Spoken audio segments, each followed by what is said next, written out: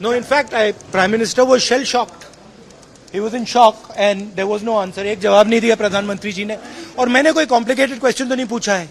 मैंने ये पूछा है आपके साथ कितनी बार गए हैं, वहां कितनी बार मिले हैं, तो सिंपल से सवाल थे, जवाब नहीं दिया। प्रधानमंत्री के भाषण पर आप क्या सोचते हैं? आपने जो सवाल पूछे थे, सवाल पूछे थे, आपको जवाब मिला।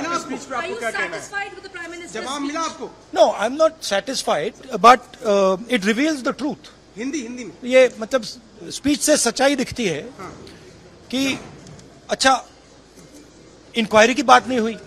अगर मित्र नहीं है तो ये कहते ठीक है मैं इंक्वायरी करा देता हूं। इंक्वायरी की बात नहीं हुई। डिफेंस इंडस्ट्री है, वहां पे शेल कंपनीज हैं, बेनामी पैसा घूम रहा है, उसके बारे में प्रधानमंत्री ने कुछ नहीं कहा।